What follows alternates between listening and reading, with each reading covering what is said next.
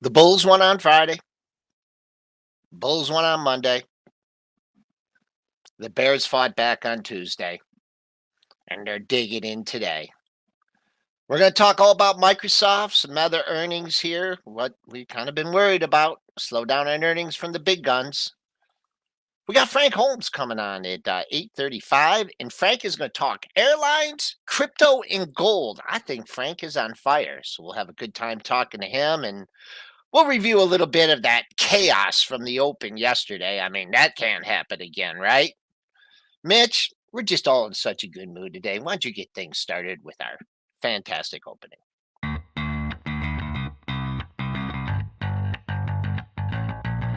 Coming to you live from downtown Detroit, this is Benzinga's Pre-Market Prep with your hosts, Joel Elconin. This is a volatile puppy here, isn't it? And Dennis Dick. I'm bidding a penny. I'd buy that stock for a penny. With everything you need to start your trading day.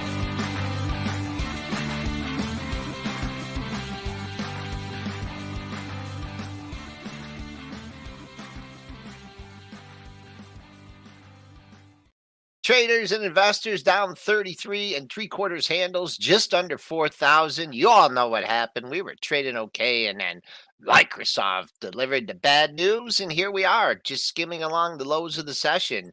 The Bucks up 12.5 cents, 101.80. Bonds creeping up 3/4 of a point, 131.18. Crude down but not out, up 11 cents at 80.24. Gold pulling back, down 8.40 at 19.27. Silver, that's down 17 cents at 23.57.5. Bitcoin repealing off 23K, nothing major, down $325 at 22,740. Let's bring in Triple D. Let's bring in Money Mitch. What's I'm just really, I gotta show you guys something. Oh, stretch a little bit, get it going. Yeah. Can I show you something? Blood. Yeah, what we got? What we got today? Today is for you guys. It's free bagel day. Oh, bagel baby. Bagel Wednesday. Did you see I the see some poppy condensation? seeds. Just let me explain this. Do you see the condensation here? Because those are hot bagels, right? I couldn't sleep last night. I did the 5:15 swim. I went to the bagel shop when they opened, okay? I stood there. I got all these, and they didn't have the salt sticks, which are Lisa's favorite, right out of the oven. I mean, I could barely hold the bag. So it's free. I got 2 dozen. Those are the salt sticks. It's free bagel day. I could eat one of those. It's better than these earnings reports that we're getting today. So.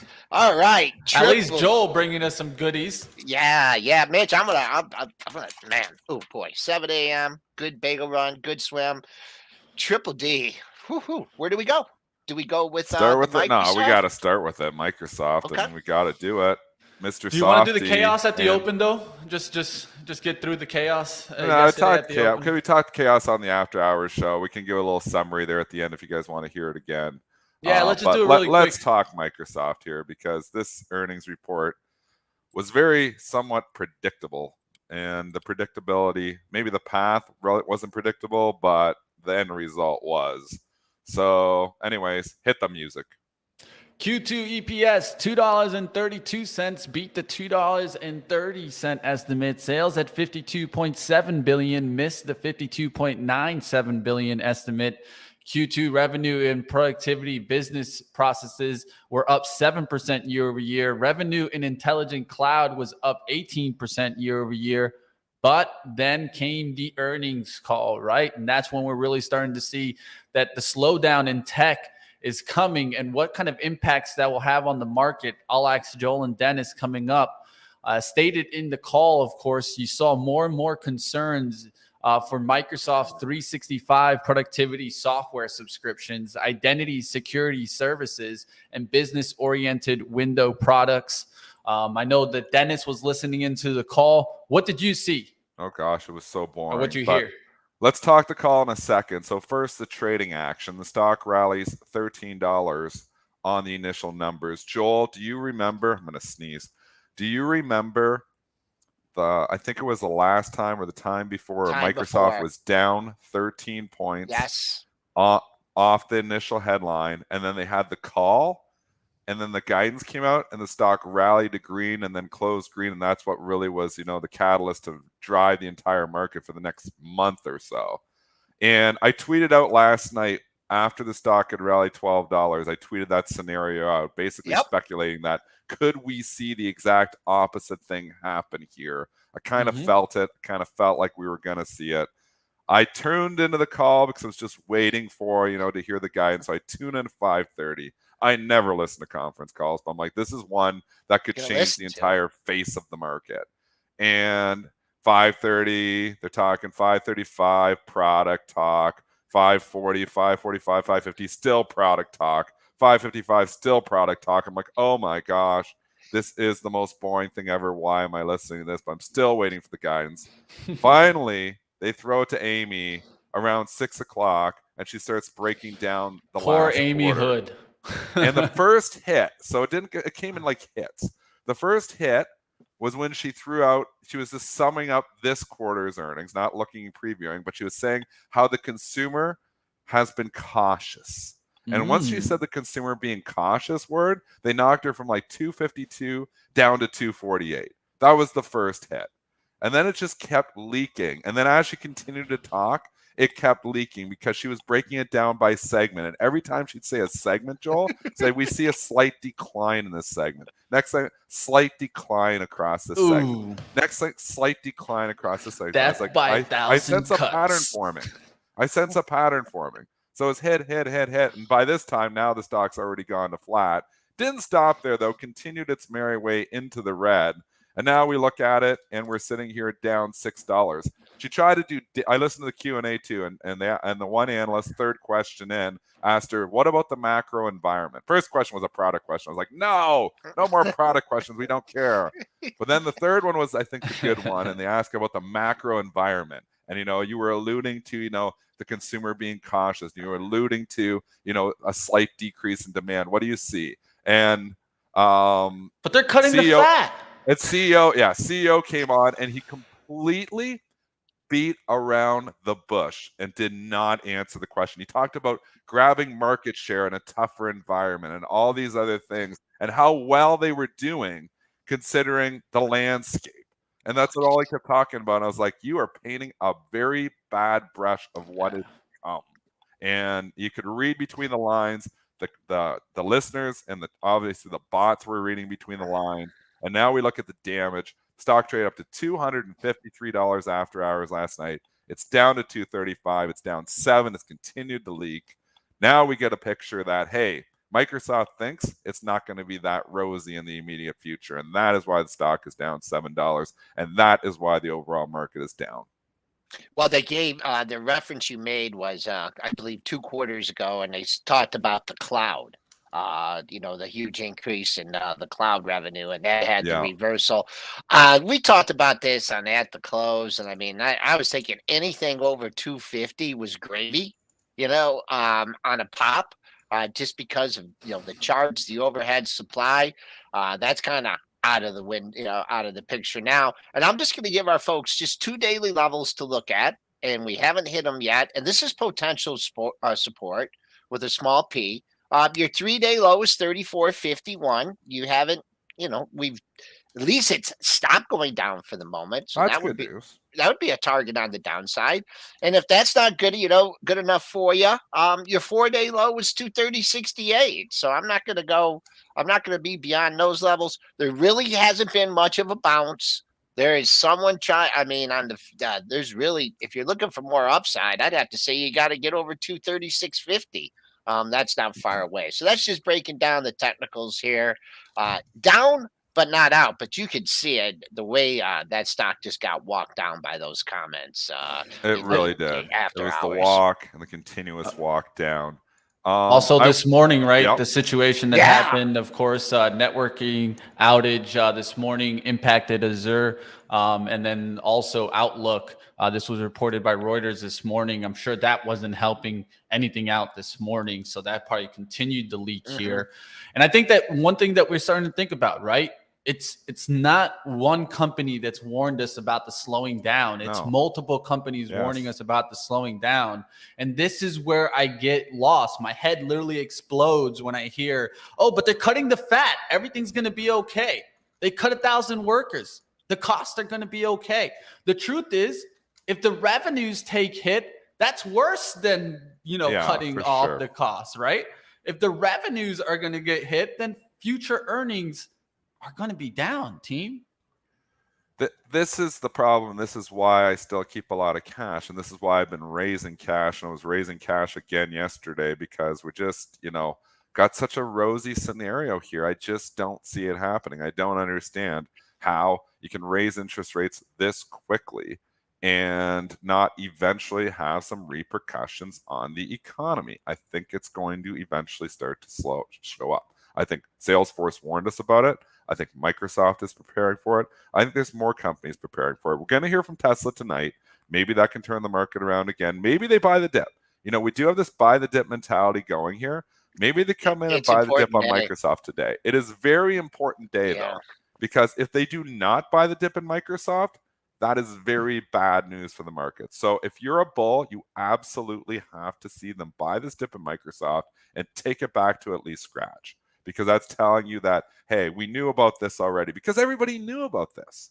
I mean, I don't know who's buying that up $12 last night, but that was just dumb money. That's why before they said anything on the guidance. I mean, that's just, you knew it was coming. There's no way they were going to come. Oh yeah, we're raising guidance. It wasn't happening. Let's just be honest. The beginner traders, they probably got caught in that move. That's why I was sending out the warning on Twitter, and you can show my tweets. I set out that scenario. I'm basically spelling it out that I think this could give this back on this call, and it absolutely did. It was low-hanging fruit that stock would give it back on the call, and it did. This market prices in nothing. It is the dumbest market that I've ever seen in my 22-year career. What I mean by that is there is predictable events that it does not price in. So anybody who thinks the market, price is so smart, the market prices 9 months looking for it. It doesn't do that. It never did that. That's all nonsense. The market is dumb money. 90% of it is dumb money. There's a few smart people out there. You got the Citadels and the market makers that obviously just make their money no matter what. But for the most part, nobody can predict where we're going to be from 6 months. Least of all, the collection of all of the dumb money put together. So, this proves, like, when you're looking at this, you knew Microsoft was going to probably talk at least light. It wasn't even that bad. They didn't even drop the hammer, and the stock still lost $18 off of its high. So the algos are all dumb. They trade off the headlines. Oh, beat, we're good to go. I didn't even probably realize. The algos probably didn't even realize there was guidance on the call.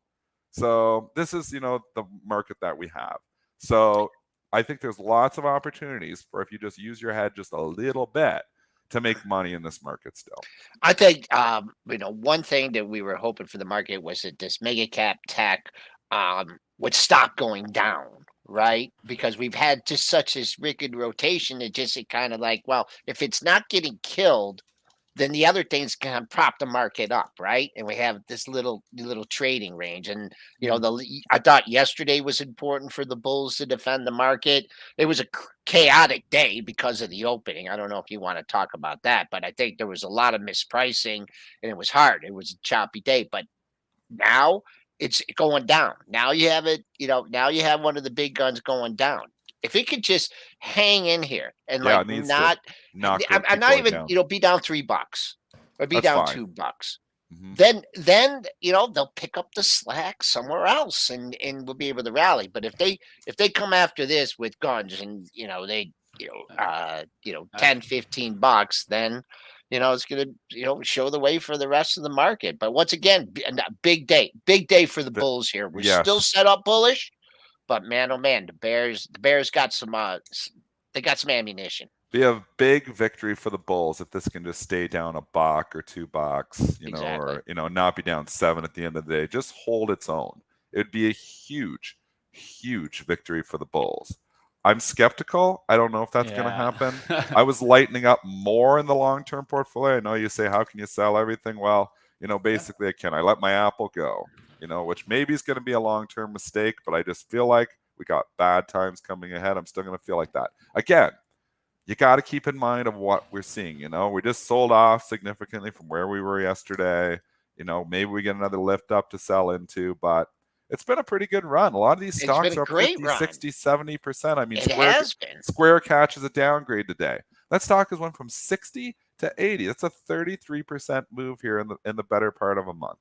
So, I mean, this That's is 3 just years worth of gains. I mean, there's some really impressive moves. And I mean, if you were looking at your portfolio and throwing up at the end of December and you're feeling pretty good about it right now in January, why not take some money off the table? Because you know what? I think this rally is a gift. I don't think it's the start of the new bull market. I think it's more just of a gift.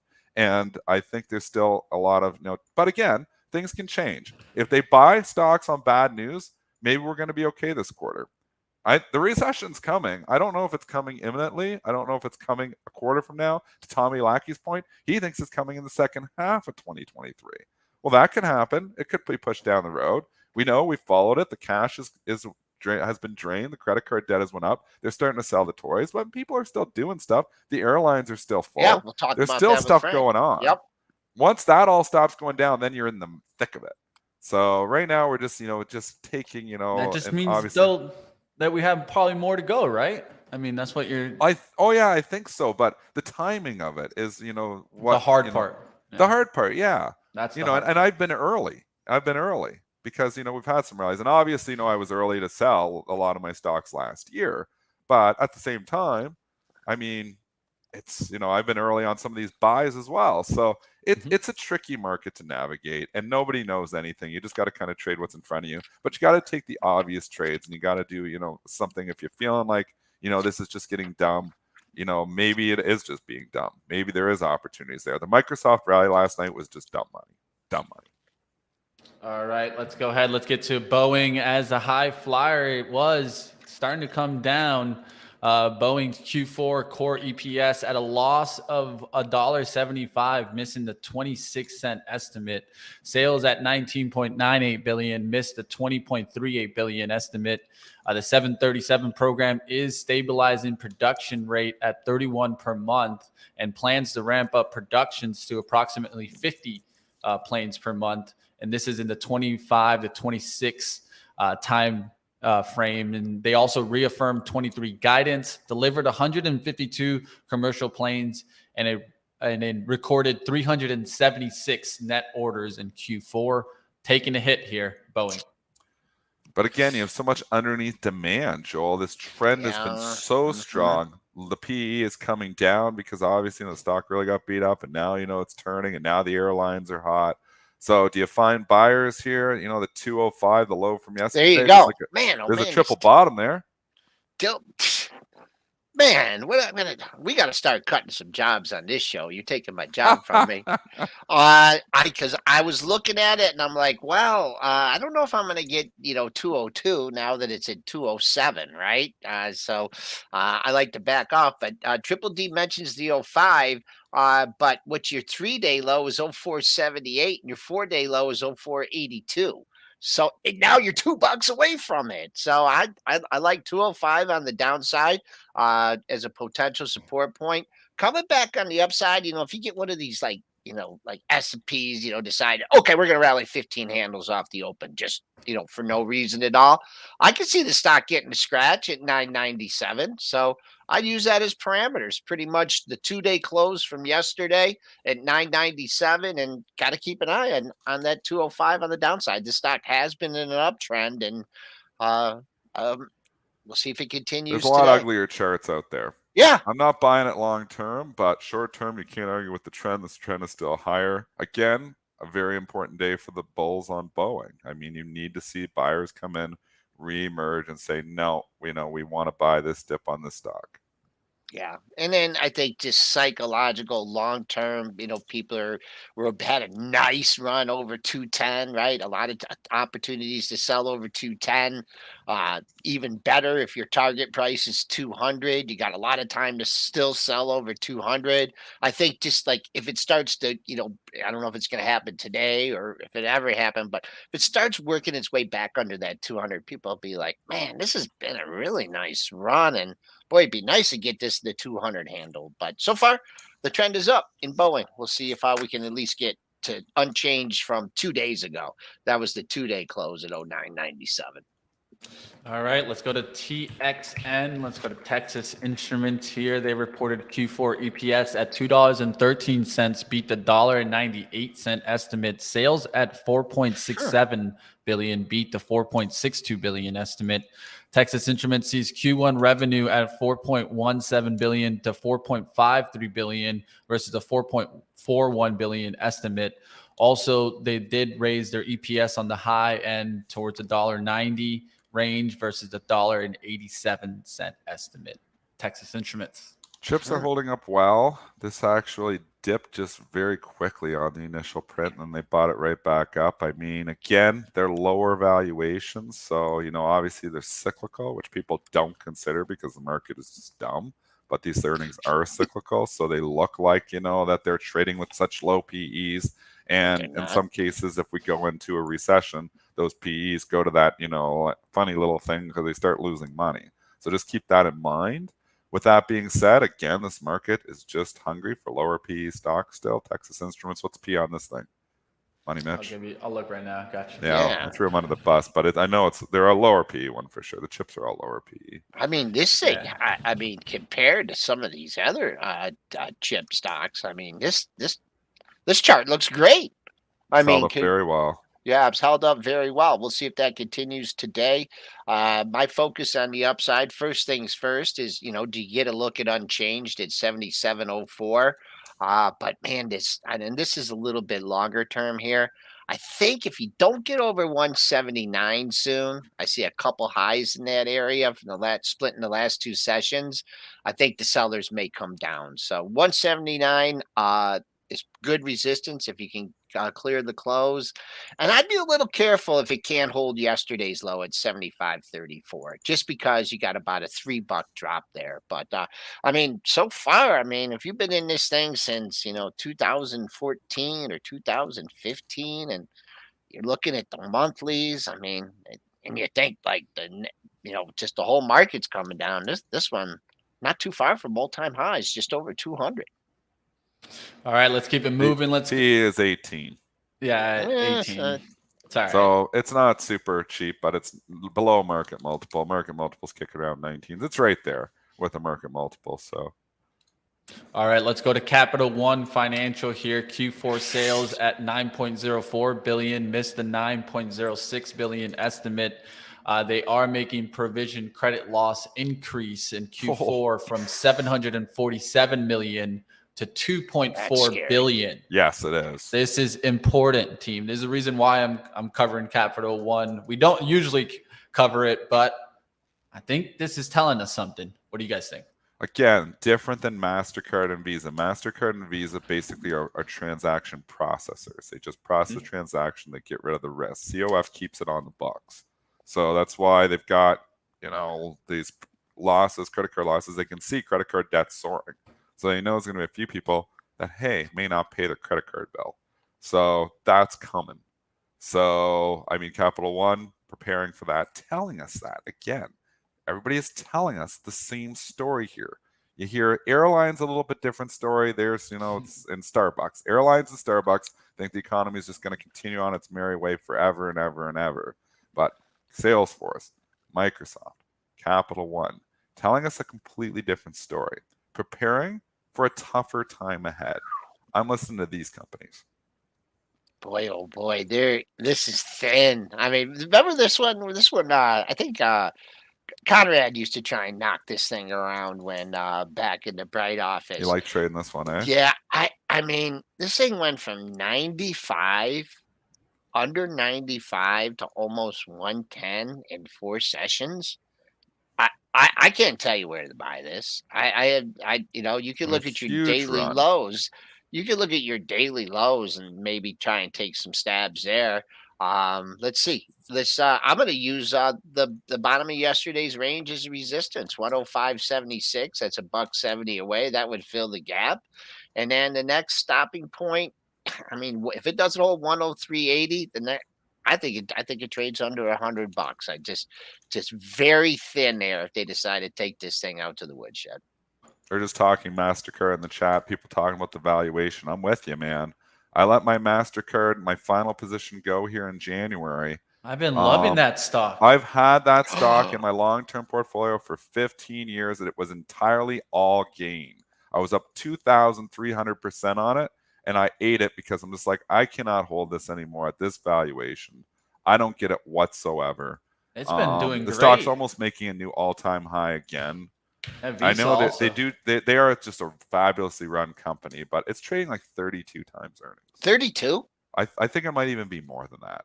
20 times revenue, somebody was saying, but I think it's 32 times earnings. Last time I looked. Maybe it's different. Let's go look again. Yeah, Visa and MasterCard have been my favorite. 37 times earnings, Joel. MasterCard. Well, also, I don't get it. You could cut that price in half and it's out of market multiple. You cut her in half. Maybe they're just such smoothly run businesses, but I don't know. And then if you believe in crypto, that's coming from MasterCard and Visa too. Like, I don't think I'm not a believer of that story. That story's obviously failed because that's what the crypto people are saying. The MasterCards and Visas are all in big trouble, and those things are at all-time highs. We know where crypto is. I mean, this has been a wonderful stock. It made my long-term portfolio for a long, long time. I finally just let it go this month. I had sold a big piece last year. It just got too much, and it's just too richly valued. So I'm out. The thing about just going back to the Capital One, I mean, what about the rates on these? I haven't even. I mean, I pay off my credit cards and stuff, but I mean, what are some of the rates now that if you know what they were? I read a piece on this. It was an article somewhere, and they're right. Credit card rates were always like 17, 18%. Yeah. So now they're like 23. So they're not even a big deal. So it's not even like a huge deal. What's bigger is, these other people who are borrowing on lines of credit, people who have massive mortgages, maybe on floating or variable rates. I mean, there's an argument here. Yeah. And again, I know in the U.S., a lot of people like to do those 30-year fixed. A lot of people are locked in for a long time. There's a lot of people that may be looking into getting into a mortgage, which is why housing starts, which is why, home builders are going down, because it's like you're getting your mortgage now and you're trying to lock in and it's 7-8%. You're like, ew. I was counting more on 3%, 4%, not 7 or 8%. So those numbers do matter, and it's going to hit. But the timing of that, we just don't know. But going back to the Capital One conversation, they're preparing for it. I'm preparing for it as well. What about DR Horton? I mean, that stock is market the prices in nothing. They're like low PE. How can you go wrong? It's got a low PE. How can you go wrong? Might be a little cyclical. Just a bit. Just a bit. All right, let's go to AT&T here as their adjusted EPS coming in at 61 cents, beats the 57-cent estimate. Sales at 31.3 billion, missed the 31.39 billion estimate. Postpaid phone net adds 656,000. Domestic wireless service revenue was up 5.2% year over year. They did take, though, a 25 billion goodwill impairment charge from business wireline, consumer wireline, and Mexico reporting units due to higher interest rates. They also included there with that goodwill, if you look at their operating income loss, it was at 21.09 billion from 4.89 billion a year ago. I'll limit my comments on the stock because I do have a trading position on. I have AT&T, Verizon pair on, and I'm going to be getting out of that probably just after the open. But going back to AT&T, you got to love that bar. You got to love that daily charts. I mean, this is what we're going to be looking at here. Please, for the next for 90 days. We're going to look at these like ridiculous don't do that bars because a few hundred shares traded up, like the SMG was 200 shares that traded up, and we got to look at this thing. I mean, I guess the SMG they adjusted, but it's AT&T, it's good. $19. Now we got to look at this thing, 22.84 and the low 15.15. We got to look at this forever. Okay, technical analysis people. I'm calling for an inside day. I'm calling for an inside day. Look I'll at even this give guy odds going on on a an limb. inside day on AT&T. Man, that is one ugly candle. How do you analyze that candle, Mr. Technical Analysis people? Tell me, please. That's tell resistance me what support. to do off of that candle. Because somebody's well, going to be if you go up, you can go up some type of fun report, technical report on how to trade these candles.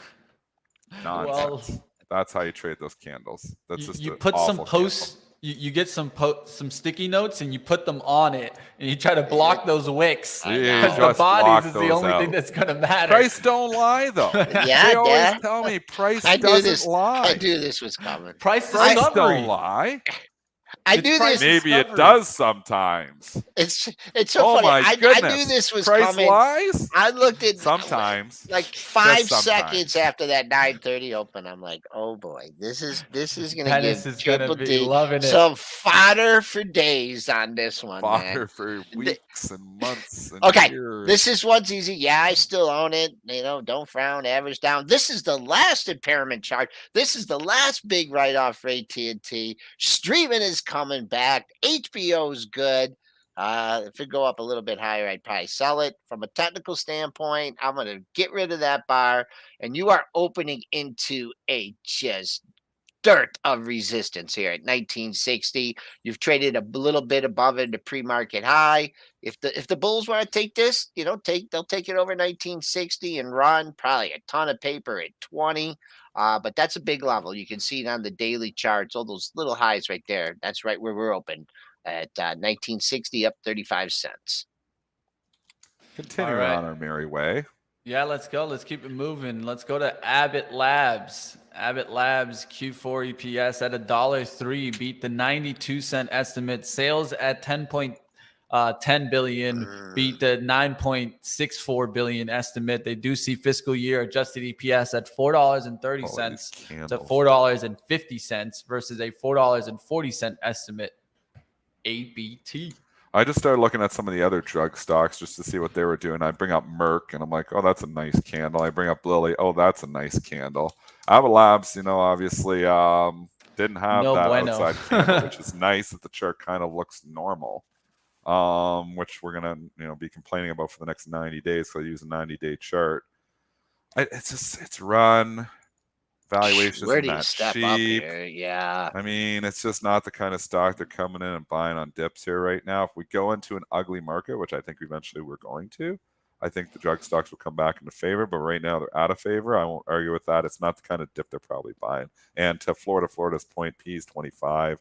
No, thank you. The drug stocks I was buying, obviously I bought some Pfizer, bought some GSK a little while ago. I bought some Bristol Myers. They have one thing in common. They have low teen Ps. I don't like the P's in the 20s. I don't like the Procter & Gamble's at 27. I feel like they're crowded and they're overvalued. Let's keep an eye on that. We haven't got we did. We did have a spike down to 108.77. That's an area of interest to me because you do have 3 lows in that area, right around the 108.5 area, going back from the end of last year. So I will give that a 2.5 star. Maybe a 3 star. First time down, 3 lows in the same area. Coming back, you're going to have a big wall at 112.5. That was your lows from the last 2 sessions. And right now, it doesn't feel like it's going to get back up there. But if you get a couple, get a little rally market and they kind of forget about this report, long-term resistance here now at 112.5 for Abbott Labs. Ellie Vines Health. Let's take a look. Q4 EPS coming in at $5.23. Beats the $5.19 estimate. Sales at $39.67 billion. Misses a $39.76 billion estimate. They do see fiscal year 23 adjusted EPS above $32.60 versus a $32.69 estimate. Don't know how far above. They just gave above, but we'll see what happens on this one. I've liked the way that this one has traded in the past. I've definitely been keeping a close eye on it. I'm going to look because there's a lot of daily levels to go off of. I know Joel will talk about them. We'll look to see if we come back. Tight. Yeah, tight like Tiger. Look at that. Look at that daily chart. Oof. Yeah, it feels heavy to me. I look at that chart and I think it's moved down. It's kind of consolidation station to move lower. Just knowing nothing, and I don't follow this company whatsoever. Either do I. Pure technical analysis here, I would sell it. I think is looking like it's feeling heavy to me. Ready to fall off the cliff. Pure technical analysis. I know, there we go. Technicals do matter. I just give you pure technical analysis here with no relationships, No fundamentals whatsoever. Just looking at the chart, it looks like it's ready to fall off a cliff. Let's see if it works. Yeah. Short term, you're right here at it's not 3 of the last 4 highs were at 282. So I think it's important to get a 282 bid and maybe you get a look at 480. What's the other high? 484 and a quarter on that crazy rally Tuesday day. This would be one where if you're playing it long, right, and you get a 482 bid and they're jamming it, they jam it 82 and a half, 82.75, and then they come back down through 482, I think that would be like, okay, time to hit the exit button on that one. So 482 is a good number. SPOOs continue to leak here, led by Microsoft, now down over 3%. That's dragging Amazon down too. That's over 3%. The turn on Amazon last night was nothing short of amazing. That thing kissed up to $100, Joel. Bring it up. Bring it up. And then we're going to go to our guest. But I just want to do Amazon really fast. Wow. They got like kissed right near $100, which it has not seen in a long time. Full disclosure, still have that little half-size position. My wife's RSP. We make sure we put the losers in her account. Amazon, we kissed up there 99.32 5 days ago. We kissed up there after hours, and then the collapse. This is not good news. This is failing right where it can't fail. Amazon now is turned here, talking against my wife's book, as Amazon does not look good, man. You might get a look. 81, let's call it 82 low. I'm just going to go 16.8. Moment of truth, if this comes back down to the $90 area, 90 is the must hold. Don't have a low there, 90.93. But if you think like, oh, I missed a major low, I didn't chase it. We're coming back. They're giving me half of this. I'm looking at 90.91. Coming back on the upside. Take a nice little rally to get to the bottom of yesterday's range at 96 even. All right, was just looking around to see. I did see someone in the chat talking about Shop. Shop's making moves right now. What is the news on Shop? I'm looking all around, team. I can't put a confirmation on it. I saw it go by. I did see someone talk about it. Maybe you guys can catch something. I'll let you know right now. I looked it up, couldn't find it easily, so I'm not going to confirm anything. But I do see it's. I do see it's moving, team. Now that I will give you it. I'm pretty sure it's catalyst based. So you are getting the lift there. We'll see what happens on this name.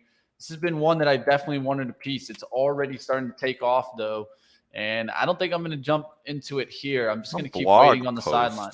Some blog post talking about they're changing their pricing plan, and they're raising their prices. Wow, raising the prices of their basic and advanced plans. Effective April the 23rd. I don't know if that's true or not. Digi? Is that who it is? The one that gave us that great Netflix news. Good. Apparently, they're raising their prices, and that's usually a pretty good sign of your business going really well if you're raising prices. I don't know if they're counting on the recession coming. I always say Shopify's really well run. I might take those comments back if they're raising their prices right now, because I think I don't want to be raising prices right now. You got it 1 day late. We're going to forget about the high from yesterday because I don't know if that was erroneous or not. But 45.06. What was the high yesterday? The high yesterday. Look at these candles, man. 49.68. I got major super duper resistance at $50. I'm like selling with two hands right that there. Is. I sold yesterday at 49.88. Well, that's a good sell too. if only, right? That's what I was saying. Did anybody get I had one person reach out and got the MasterCard down there at $3.49. Unfortunately, their print got busted because it was in the bust zone. But did anybody actually? There wasn't a lot of volume, and that's it's talking about that open again. At least there was. We talked about this on the At the Close show. There wasn't much volume with it. It was literally just to quick explain it. What happened was the system. I'm pretty sure. Obviously, we know nothing for sure because everyone already told us some type of technical glitch. But what happened probably, it looks like, was they kicked out the New York Stock Exchange. Looks like it cleared the books at 9:30. It looks like the system just canceled all orders that were on the books and then just let whatever order come in. The first 100 shares coming into the market was nothing to buy, nothing to sell. So it just went off at erroneous prices. So I don't know why they cleared the books right at the market open, the split second the market was opening. But I believe that's what happened because I had all these NYSE orders kicked back on me, which shouldn't have been kicked back. So, and I had the same thing when I asked Bright Trading. All their orders were getting kicked back too at 9:30. So I think for whatever reason, The opening orders all got kicked out of the system, and then you had no liquidity on the books, and that's how you got these erroneous prices. Okay, let's keep the earnings parade going. We're just skimming along the lows of the session, getting awful close to Monday's low. I'm not going to give you I'm not going to give you the intraday low. I'm just going to give you the Globex low. That's down another 10 handles at 39.80 and a quarter. Well, Tesla tonight, of course, definitely going to be on the radar. I also just wanted to put it on the radar. We don't have to go too much into it, but just wanted to kind of note that Morgan Stanley downgraded Fisker to underweight today, and that was moving around. But Tesla's going to be big tonight. Fisker last night, somebody bought it up to $8 twice. Twice.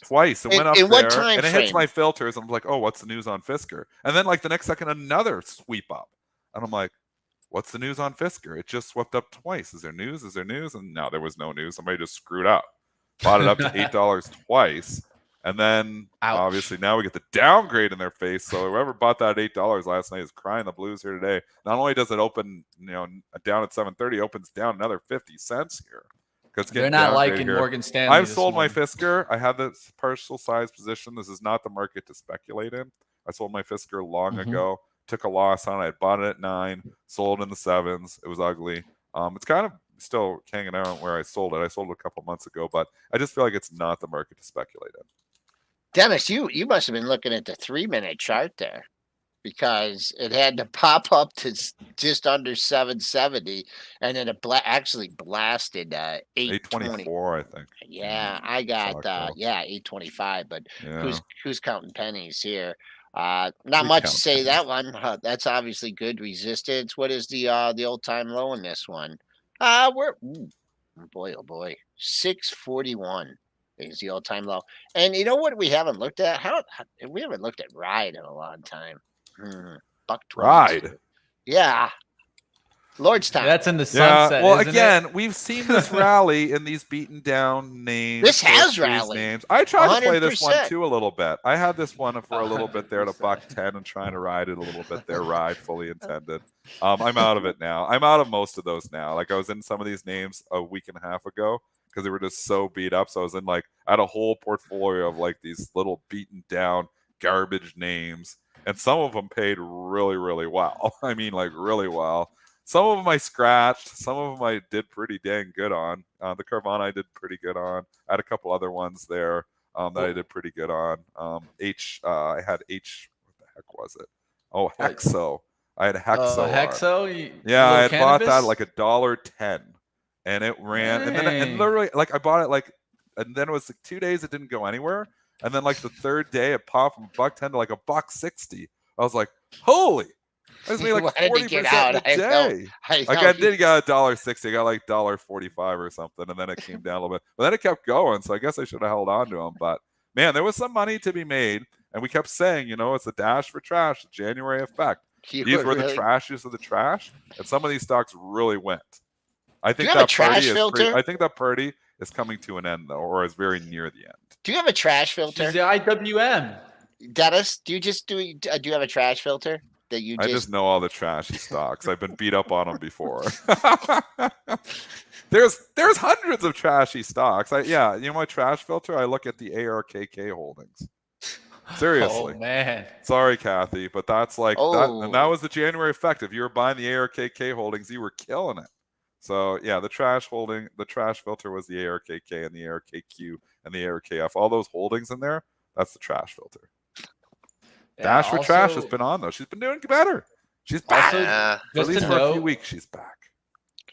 Just a note with the January effect, a lot of it is the IWM, right? That's what's talked about often. Look how the IWM is showing some topping signs now. Let's see. The 200. Tell me the technicals on why the IWM is topping. Teach me. I mean, Padawan. Just look to the left and look at those December highs. Look at the November highs, all running into a bad area. Yeah. Struggling in a bad area, right at the top, right? Yeah. And I think that the one thing on the IWM is the P's on a lot of these small caps are lower. I kind of like the IWM long versus the S&P short. I mean, I guess you go into a recession, it's going to be tough, but yeah. I mean, long term here, these small caps have underperformed forever. I mean, let's go out really long term on the IWM. Really, really long term. I mean, we're back, 2016 was 100. I mean, really in the last 7 years, the IWM's up about 80%. That's pretty good. And you look back, but then 2007 we were 80. So really, so if we go to 2007, the highs, in basically 15 years, we went from 80 to 180. That's not that great. What's a SPY done in that same time period? So we're up about 150% over that. Yeah, so you're 150 to almost 400. So, well, it's similar, I guess. It's gone a long ways. And the Qs, though, let's do the Qs now. That'll be a fun one because that's going to really be the outperform. Oh my gosh. There you go. You could tell how this market has gravitated from everything else into just technology. You can see what's crowded. When I look at that Qs chart in that long term, I'm like, oh my gosh, Katie barred the door. This is 500 started. Almost 500%. That looks like it looks unsustainable. And we've already smashed down 33%. I own the Qs. Maybe I should sell all my Qs. What about a head and shoulders on Maybe I should sell all my Qs too. What about a head and shoulders here? Look at the left shoulder. And then you got it. Like, you got a right shoulder that's like, oh my lord, my shoulder's gonna fall off here. That's what it looks like. There's a couple of flakes in there, man. I'd rather own the IWM than the QQQ, even though I own the IWM too, though. So I own the IWM via the Canadian ETF IWM. I own the QQQ. I own the SPY in the long term. I didn't sell any of that because it's your market holdings, and I've had these things. My average cost basis on the Qs is, like I said, $40. I bought it back after the financial crisis. After the tech bubble burst, I think I started buying it, actually. So I just couldn't bring myself to sell the Qs. Maybe I should have. What about Tesla tonight? Tesla. What is going to happen there? I don't know, money. I don't know if we're going to be able to get to your 150, man. I think it's already had a pretty good run. It's had a huge run. It does. I mean, it's had a big run. Yeah. Yep. I mean, if you're riding into the report, what you want to see is, that's the Microsoft look. They come out, boom. The initial numbers look good. You get the pop. For right now, you're trading down 293. I'm just going to drill down on the technicals for today. Boy, I'll use the close as pretty good resistance, I'm sure, and it's a double close area. 143.75, 143.89. So I'm going to go a little bit off script here, and I'm going to make a double close, a 3-star as resistance. Coming on the downside, I can't find much for you here below 141.10 because there isn't anything in there until Monday's low at 134. One thing I will say is, despite the nearly 40% run up in the last couple of weeks, the expectations are still rather low for Tesla. Because this thing, let's give a perspective, 3.5 months ago was $300 a share. So I don't think it goes in and the expectations are high. Maybe they're raised a little bit from where they were at the end of December, but they're still relatively low. Nobody's expecting much here. So if Elon Musk can say anything okay, and he tends to be a lot more optimistic. Let's just say you get on the call. Even if he sees this kind of slowdown, he's not the kind of person that's going to see the, forest through the trees. He's going to look and say, nah, he's like, we're going to be okay. So I don't expect Tesla to issue significant a guide down because I don't think it's in Musk even to see the negativity of that. He's a positive guy. I think he's going to try to, keep the stock elevated as well. So I don't think he's going to have the comments, and it was crazy negative comments, and holy, we're starting to fall out of bed here. But it was crazy negative comments from the CEO. Actually, I'm just getting hit on stuff as I'm talking, losing my train of thought. But as the CEO of Microsoft, I don't think they're going to be as conservative with the guidance. Microsoft was ultra conservative, painted a picture that, hey, we're going into a tougher time. I don't think Tesla does that, and the market is dumb, and I don't think they'll, go with that. So I just think be cautious having this full-on bearish view that Tesla's going to tank on their earnings. Okay. I don't know if it's gonna. I'm not feeling a tank on Tesla. You're not feeling a tank on Tesla. No. I think that you're going to have some underneath demand on a tank. I think so too. And I think a minor support point would be your 2-day low at 34.27. But if you really want to own this stock and you want it on the cheap, you got to go out there at 125. Well, you don't have to. This is not investment advice. The 125 area. The reason for that is that I spot two lows in that area before the big run up, and it's also giving you halfway back of that move. So it could a quick spike down there to 125. Triple D, have your bid out there on a pop. I think you're right. On that 160. 125 area, you're going to find buyers. I- You I- have a I don't lot think of we get underneath there. demand here, and Yeah, you there don't have is. that much overhead supply. You have overhead supply from everybody who's been killed, but there's no level really jumping out at. 160. Yeah, so there you go. You got some room. I wouldn't take it long into the report, but I think you're right. On the dip, I think I'm more inclined to buy a dip on Tesla than I would be on Microsoft. Also, I don't have the expected move in front of me, but like, let's say if you got in closer towards that low, right? If you're near the 108s, I mean, you're pretty far away there. Could give you a little bit more chance to try to get in, stay in the green, right? We don't know the expected move. I don't know if you guys have it. Anybody in the chat? Yeah, I don't have it up right now. Yeah, I'm not the biggest option. Got to be like 30, on- $30, I bet. Yeah, I I'm don't thinking know. 30. And so even if we would get hit though on the can grab downside, it. that'd bring us back to like grab it. 110. We still wouldn't get rid of those lows. Yeah. It's All gonna right, I'm take- grabbing the expected move. I don't think it's going to be $30. I think that's high. You think that's high? Okay. Yeah, because it's come Yeah, down, it's right? only It's only $143 $140 stock now. So Yeah. you're going the under. Yeah, so we're grabbing. So how we do this again, we'll teaching tool. We go to the January. We'll go to the January expiration of this week, which is the 27th. Options. We'll grab the closest strikes. So the 145 we'll just grab because there's How stock about closed at 143? 143.80. Remember the stock closed at 143.89. Options Gotcha. aren't open, so we 145. got to look at the closing price. Yep. 145 was the closest to the close. Mhm. 610 on the Woo. calls and $7 on the put. So it's 13, way under. a little 13.10, 10ish. I'm Yeah, thinking so they're about saying the old 130ish is where they're thinking, well, actually it's moved down. So there's that whole 125, 126 area, Joel, that you're talking about. That's where our friend CC would say there's support. Yeah, exactly. You just read my mind again. We love CC. Yeah, I and gotta get CC on that. add up $13 on the 141, 154, 155, which There the you go. 150 psychological. So that's your trading range. We give you the trading range for the after hours. Look what we do. We predict everything on this show. Just Even not all of predict it. trading ranges. Just all of it's not right. Some All of it's not right. right. Yeah, you're Let's right. go here. Not always right. But we predict. All right.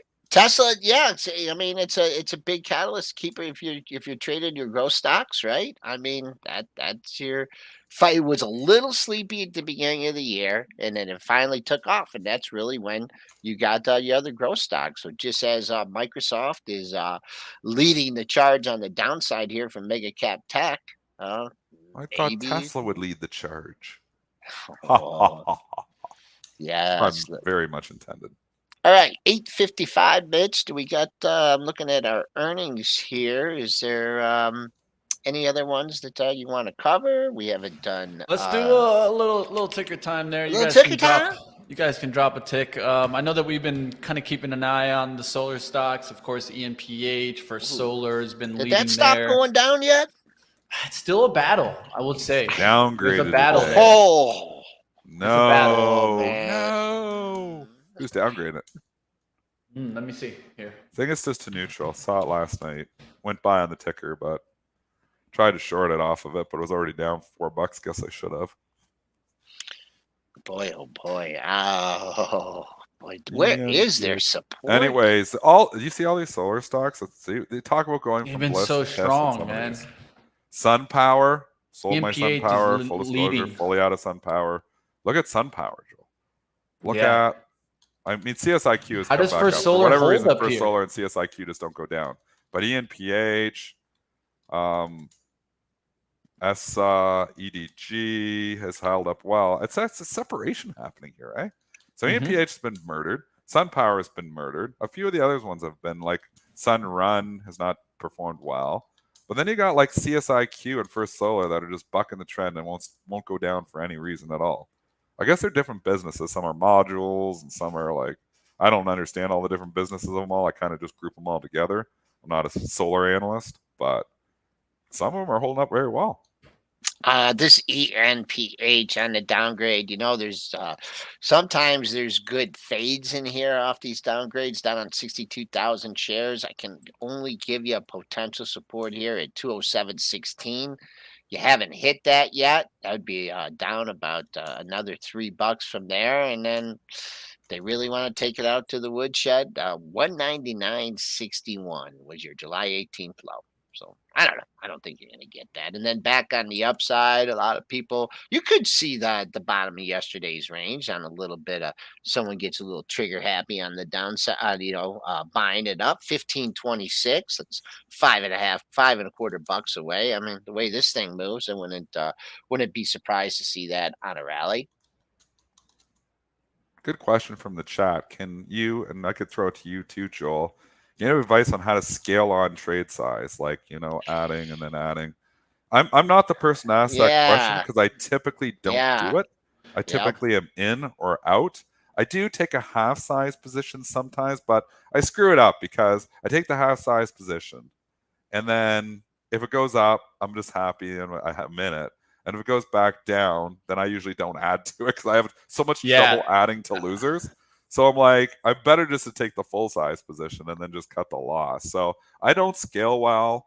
I think as a trader, I don't think you should be scaling because I think it's the equivalent of adding to losers, which is never a thing to do. I think there's a play for it in long-term investing because nobody really knows the future a year from now. So if you want to just dollar cost average or slowly get into a stock that you really like, I don't mind that. I think as a trader, you have no business scaling into positions as a trader. I think you have no business. I'm going to go on the other side there and say that I do scale, and I do it live in the live trading stream. A lot of people see me do it. Okay. The reason why, and I'll explain why though, is that for a lot of beginner traders, what's the number one thing that they fail on is not necessarily pattern recognition. It's timing of the trade a lot of the time.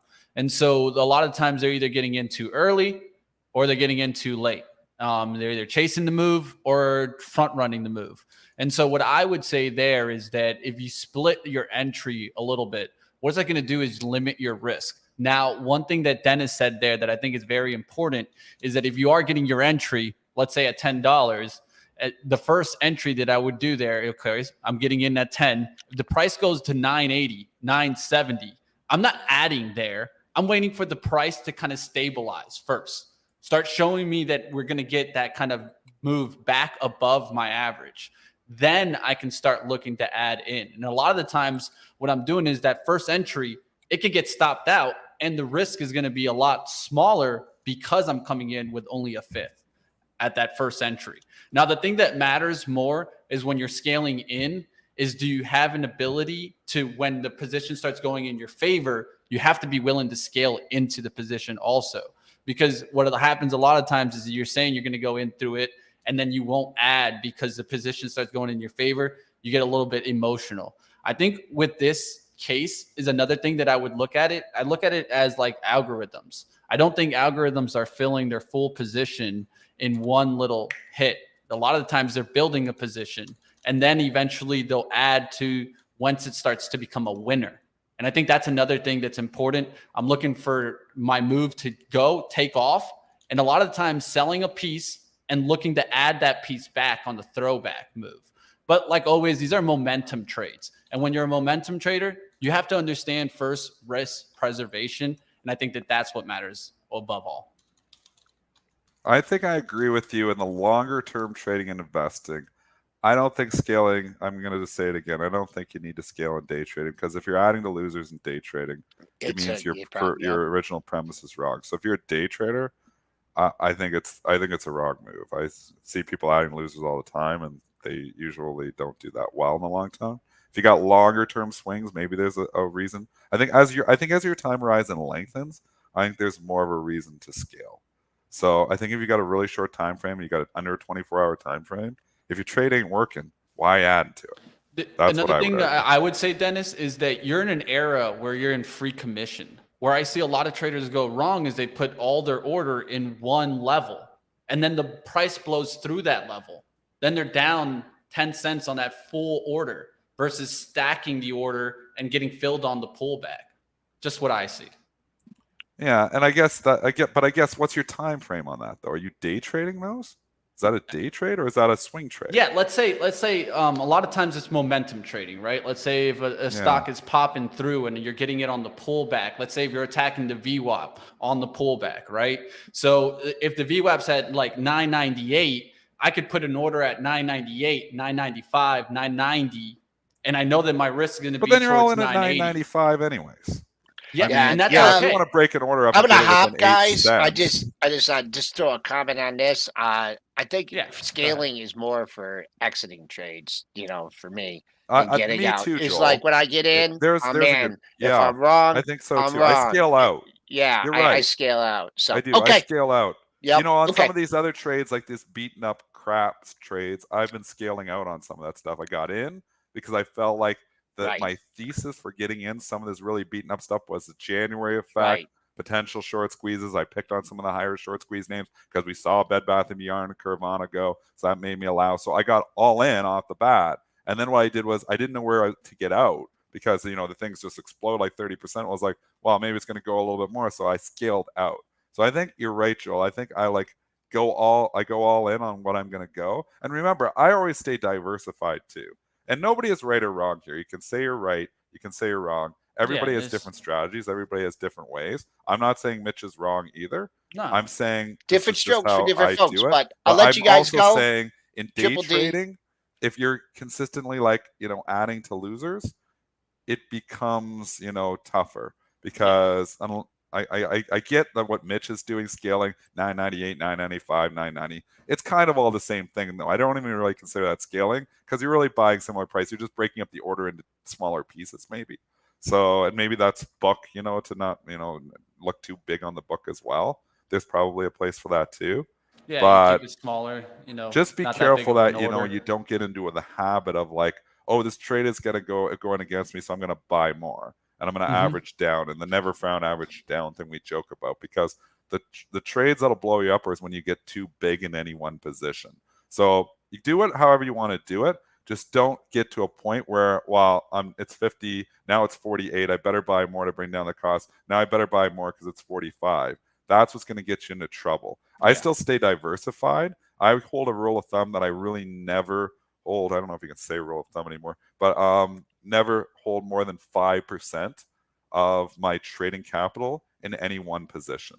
And if you're going in and you're like, putting all your money on one stock and then you're putting all your money on another stock, that's, where I think you could run into some trouble. Yeah, I think where a lot of the chat conversation, I see it right now, is averaging down, right? Okay, so let's say if you're going in a fifth, let's say if one of that fifth is an average down, but two thirds or 3/5 of that is when you're already into the green, I'm gonna size into the winner and I'm gonna barely just bring my average down just the slightest bit. The biggest thing for me though is always understanding what I call ultimate risk, which is if the stock goes against you, there's an out level, even that is an extreme out, because you always have to have what I think is an extreme out, where if the stock gets to a certain level, it doesn't even matter if I'm supposed to add or not. The trade didn't work. Yeah. And that usually comes instantly. And right back to that point, so I'm agreeing with you on this. Again, I say this on the show over the last 10 years. I've probably said it 100 times at least. You could do anything. You could put on any single trade that you can imagine, as long as you know where your out is, as long as you know where your ultimate out is, that you're going to say, okay, I'm out. This trade isn't working. I'm out. On my day trading, I'm out typically after the open or before 10 o'clock because I like to go flat. I do it every single day in my 24-hour portfolio, no matter what, winning or losing, and my day trading 24-hour account goes flat at 10 a.m. by 10 a.m. I'm flat. I'm out of the day trades. I might have some swing trades on in a different account. I do that in a different account. But in my main trading account, my day trading account, I go flat every single day because it's a 24-hour account. I'm calling for, little individual moves. I'm calling, relationship-based stuff, mostly relationships. This is moving because this is moving. I'm going to be trading this. That's just my parameter. So I know even if I'm down and I've been murdered, I've been in a stock, I got taken over. I got in that one stock. I was short. What was it? 5 years ago, the drug stock that got to Celgene. I got taken over. It got taken over. And I'm like, I was short at 65. It got taken over at 95. I didn't sit around and say, well, I can't eat a 25-point loser. I ate it that day. It knocked 3 days of trading off of me because I was diversified. I got that money back in 3 days. It took 3 days, though, for me to get that money back. But that's, so in the worst case scenario, where I'm actually short a stock that gets taken over, I survived. And that's what you got to make sure is that you can continue to survive. So one, stay diversified in your strategies. You can scale in if you want to scale in, but stay diversified. Don't start scaling in and get bigger, bigger, bigger. And then all of a sudden you into a situation where stock ain't coming back. And now you're into a world of trouble. Yeah, and another thing, just to wrap up that on my end, I would say always when you're going into it, understand what the capital is going to get to, right? Because if you don't understand what your end goal is on that, then that can become really dangerous. Yeah, because then you get too big and then you don't realize your real risk, right? There's a lot of times what we think is the risk. And then when we actually execute out on the stop out, we realize, man, maybe our risk was bigger than we even thought it was. And I think this is where you can get yourself into trouble. Like always, we're just trying to show you guys different perspectives. Like always, I think another thing that makes a difference there is Dennis is trading a lot of symbols, right? Versus if you're trying to focus more on one symbol out there. And some people will say, I protect myself very well, and I go all in all the time, and I go on merge, and I have all my capital in one stock. And you know what? If you're pure day trading, most likely you're going to be okay because there's not a lot of news that happens. Once you hold overnight, there's a whole different can of worms. But things can happen in the middle of the day too. So you always have to be careful. Flash crash happened in the middle of the day. So, I mean, May 6, 2010, and that blew out a lot of traders. So I still like staying diversified in my trading portfolio because you just never know. This might be the one trade that you were really wrong on. And this might be, and you could be short of stock and gets halted in the middle of the day and gets taken over. It can happen. That was overnight when I got taken over in Celgene. It sucks, to be on the wrong side of that. But, you just swallow it, move on.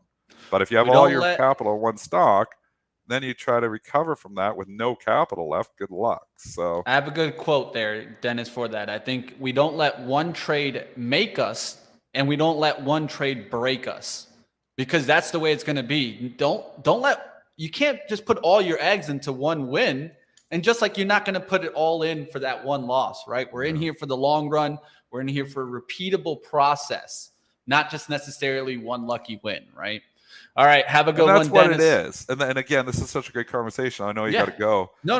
That's exactly what I do is repeatable processes. Yeah, it's boring. Like if somebody watched me trade, they'd be like, "This is boring."